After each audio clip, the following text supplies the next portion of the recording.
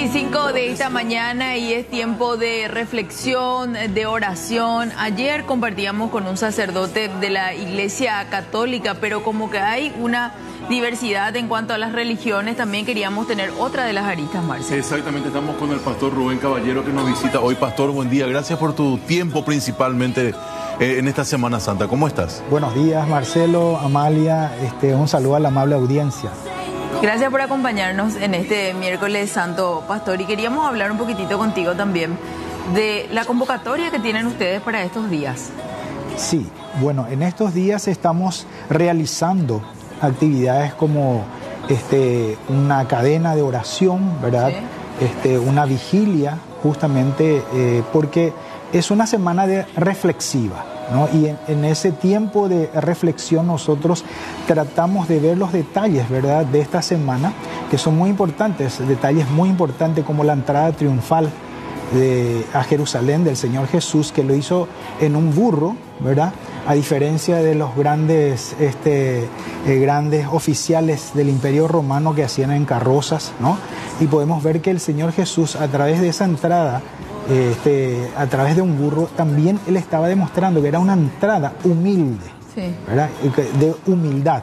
Y la misma gente que en ese momento vitoreaba su entrada, Hosana, Hosana, diciendo, esta misma gente luego, al final de la semana, el día viernes, el día jueves, ¿verdad?, estaban diciendo, crucifíquenlo, ¿no? Entonces hay como un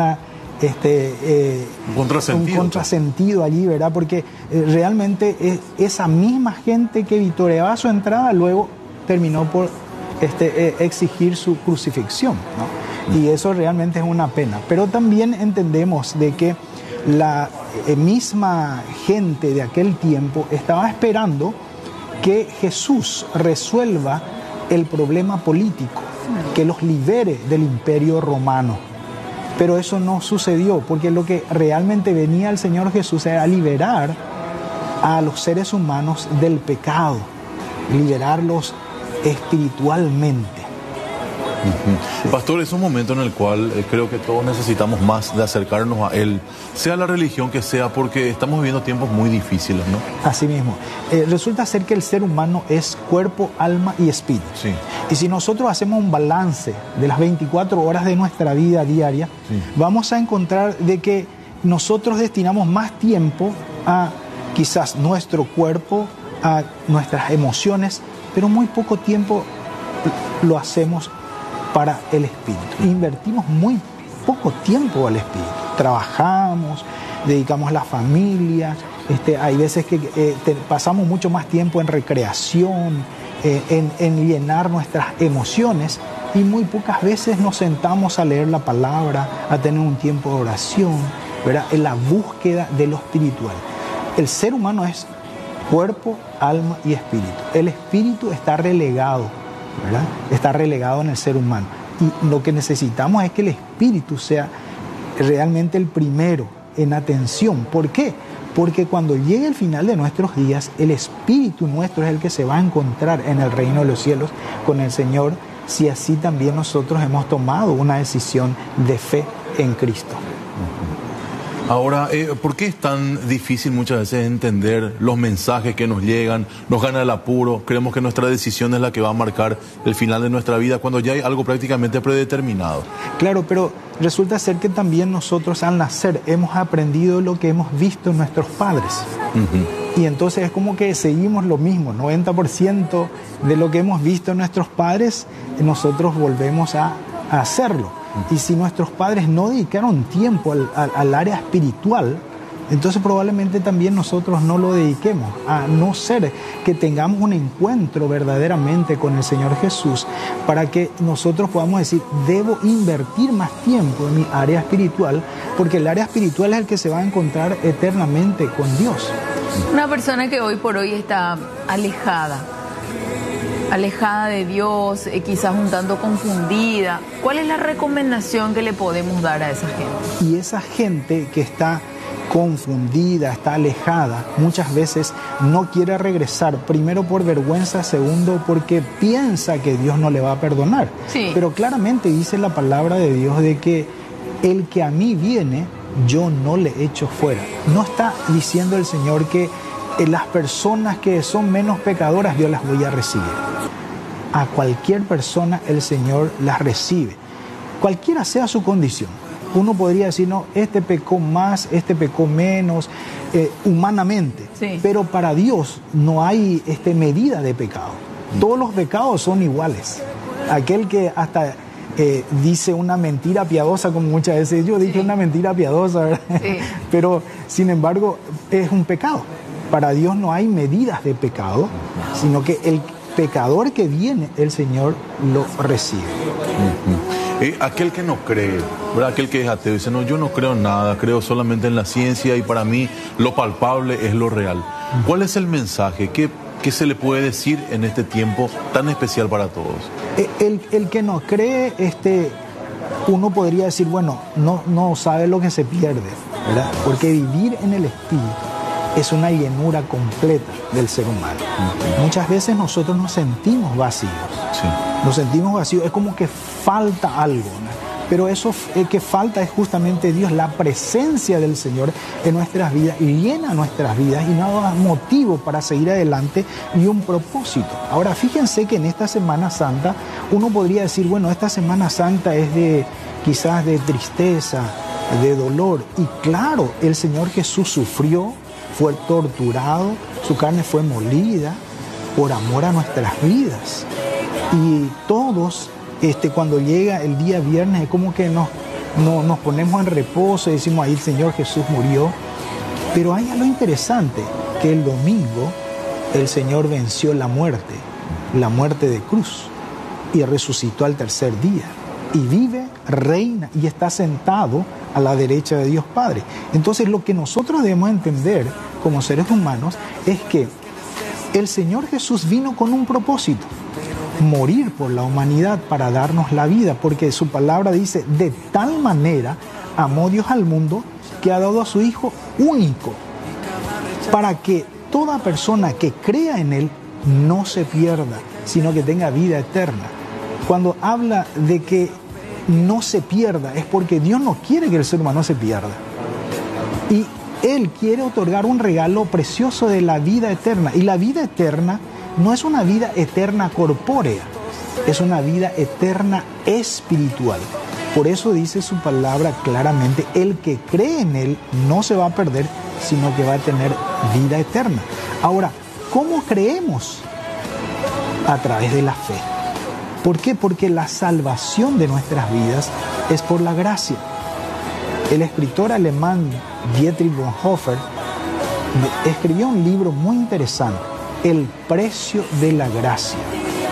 Muchas veces nosotros decimos, bueno, la salvación es un regalo, entonces yo voy a obtenerla cuando quiero, claro, voy a hacer mi vida lo que quiero, y cuando sea un poquito ancianito voy a aceptar al Señor Jesús, ¿verdad? Sí. Pero nosotros podemos morir cualquier día en un accidente, con un ataque cardíaco, un infarto. Nadie puede decir voy a vivir hasta anciano. Entonces lo mejor es aceptar al Señor Jesús, recibir al Señor Jesús como Salvador personal. Cuando escribe este libro Dietrich Bonhoeffer, habla de que la gracia de la salvación, el regalo precioso de la salvación, tuvo un precio. Alguien pagó por nuestros pecados, y es Jesús mismo, que derramó su sangre preciosa para que nuestros pecados sean borrados. Y por eso dice la palabra de Dios que si confesamos nuestros pecados, Jesús es fiel y justo para perdonar nuestros pecados y limpiarnos de toda maldad. Ahora, pastor, ¿por qué cuesta tanto hoy en día sacarse el yo? ¿Por qué siempre tengo que estar yo primero y después el resto? Con suerte. Pues estamos realmente en una sociedad muy individualista, en donde si yo tengo, a mí el resto, bueno, que se la vea. Bueno, y eso justamente yo creo que va a ir creciendo, porque el yoísmo está presente, sí. El yoísmo está presente, ¿verdad? El ego, el yo, ¿verdad? Y vemos también no solamente eso en la sociedad, sino en la escuela misma, ¿verdad? Nosotros tenemos una escuela y vemos que los niños mismos, yo, todo yo, ¿verdad? Pero eso es justamente lo que Dios quiere, que nosotros amemos al prójimo. Y amar al prójimo es amar al que está más próximo, el que está al lado mío, ¿no? Y yo tengo que demostrar eso, amar al prójimo como si fuera a mí mismo. Muy interesante toda la reflexión, hombre. ¿Cuáles son los caminos para ir acercándonos, pastor? Con respecto a eso que decías, ¿verdad? De que nunca es tarde para hacerlo, ¿verdad? Agarrar la Biblia, ir de repente al templo. Hoy por hoy que están las redes sociales, hay muchos pastores, sacerdotes, y es como que abrís, parece, y de repente te da un mensaje. Sí. ¿Cuál es el camino más adecuado? Bueno, resulta ser que todos los seres humanos son creación de Dios, pero no todos son hijos de Dios. Cuando uno es hijo de Dios, como dice su palabra, a los que le recibieron, Dios les dio el derecho de ser llamados hijos de Dios. O sea, muchas veces nosotros, todos luego somos hijos de Dios. Sí. Y no todos somos hijos de Dios. ¿Por qué? Somos creación de Dios. Pero cuando uno es hijo de Dios, cuando le recibe en su corazón como Salvador personal. Y para recibir al Señor como Salvador personal es que nosotros debemos reconocer que somos pecadores. Eso dice la palabra de Dios en Romanos 3:23. Todos están destituidos de la gloria de Dios. ¿Por qué todos estamos destituidos de la gloria de Dios? Porque somos pecadores. Pero justamente el Señor puede perdonar nuestros pecados y limpiarnos de toda maldad. Si confesamos nuestros pecados, Él, Jesús, es fiel y justo para perdonarnos. Y entonces, al arrepentirnos nosotros, podemos entender de que nuestros pecados son limpiados por la sangre preciosa del Señor Jesús y creemos en Él. Creemos por fe en Él. Entonces, cuando nosotros creemos en Él, ahí es como que le recibimos al Señor Jesús en nuestro corazón y tenemos el derecho de ser llamados hijos de Dios. Ahora, ¿cómo hacemos para creer? ¿Cuál es la condición? ¿Qué nos tiene que pasar? Algo tiene que hacer un clic, algo tiene que suceder para que creamos. Claro, el obrar del Espíritu se tiene que dar en la persona. Dice claramente la palabra de Dios que el Espíritu es quien convence a la persona de pecado. Entonces, cuando el Espíritu obra en la persona, a través del oír la palabra, porque la fe es por el oír, dice claramente. Entonces, cuando oímos la palabra, el Espíritu trabaja en vos y te convence de que realmente sos un pecador. Y entonces ahí decís, yo soy pecador. Porque ¿quién podría decir, yo no soy pecador? Todos somos pecadores. Ustedes podrían decir, usted, pastor, no es un pecador. Yo también soy pecador. Yo también necesito pedir perdón todos los días a Dios. Porque no somos perfectos, somos imperfectos. Y al ser imperfectos, entonces somos pecadores. Y hay veces que pecamos aún sin darnos cuenta.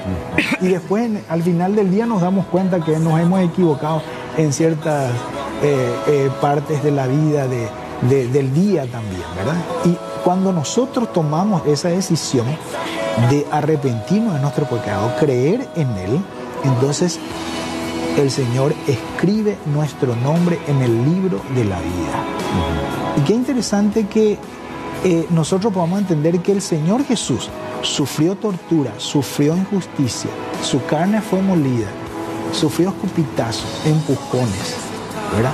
Latigazos, para que nosotros tengamos la vida eterna, la salvación de nuestras almas. Ese es el propósito de la venida del Señor Jesús en Semana Santa. Por último, al menos de mi parte, es muy interesante esta charla. Decías vos, el hombre es cuerpo, espíritu, alma y espíritu. Alma y espíritu. ¿Cuánto tiempo debemos dedicarle al espíritu en el día? Porque le dedicamos 8 horas y más al trabajo, a la familia, lo que nos queda. Pero ¿cuánto podemos hacer para entrar en comunión con Él, para estar con Él, para llenar el espíritu? Decía un gran escritor, un teólogo, tengo tanto que hacer que no puedo dejar de pasar 3 horas en oración con Dios. Él tenía como regla única es 3 horas diarias, ¿verdad? Sí. O sea, acá el Señor no te exige un horario. Sí. No te exige, quiero que estés tantas horas. Pero en cuantas más horas dediquemos al Espíritu, más vamos a alimentar nuestro ser espiritual. Y eso va a hacer que nosotros seamos mejores personas, mejores ciudadanos, mejores servidores a la sociedad, al que está a mi lado, a mi propia familia, ¿no? Por eso es importante que nosotros tengamos, cuando nosotros recibimos al Señor Jesús, siempre es importante leer el libro de Juan. Juan, leemos Juan, todo el libro, no precisamente de todo el libro, sino podemos leer un capítulo cada día. Y luego tenemos un tiempo de oración, donde le decimos al Señor, Señor, perdóname mis faltas en este día, yo necesito de ti, necesito tu dirección. ¿Por qué? Porque cuando nosotros recibimos al Señor Jesús, hay alguien que mora en nosotros. ¿Saben quién mora en nosotros? El Espíritu Santo. Jesús dijo, si yo no me voy al cielo, yo no les voy a poder enviar el Espíritu Santo, que va a estar con ustedes.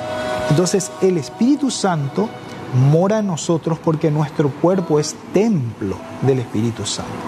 Y el Espíritu Santo nos guía a toda la verdad. Y eso es muy importante, porque muchas veces nosotros como tenemos una mente tan finita y una inteligencia tan limitada, el Espíritu Santo nos guía por lo correcto, para no equivocarnos. Porque cuántas veces nos hemos equivocado, decisiones que hemos tomado en nuestra vida y nos hemos equivocado, y al final de nuestros días vemos situaciones de crisis, ¿verdad? De problemas, que no sabemos cómo salir de ellas. Pero eso porque también no hemos pedido la dirección del Espíritu Santo en nuestras vidas. Pastor, ¿dónde te encuentra la gente? Bueno, yo estoy en el 0981583199, Pastor Rubén Caballero. Sí. Vamos a aconsejar a cada uno de ellos. Y también en la Iglesia Bautista La Hermosa, sí, los días domingo a las 9 de la mañana y 19 horas.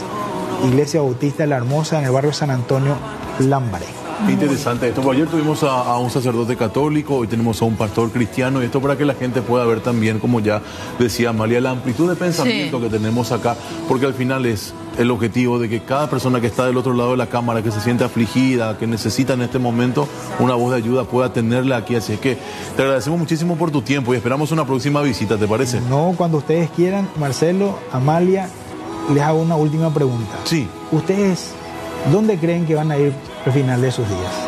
Espero irme arriba, junto a él. Al cielo. Invirtamos en el área espiritual. Sí. Totalmente. Gracias. Que el Señor les bendiga. Gracias. Bien, gracias. Hay más temas para ustedes, dale. Yo jamás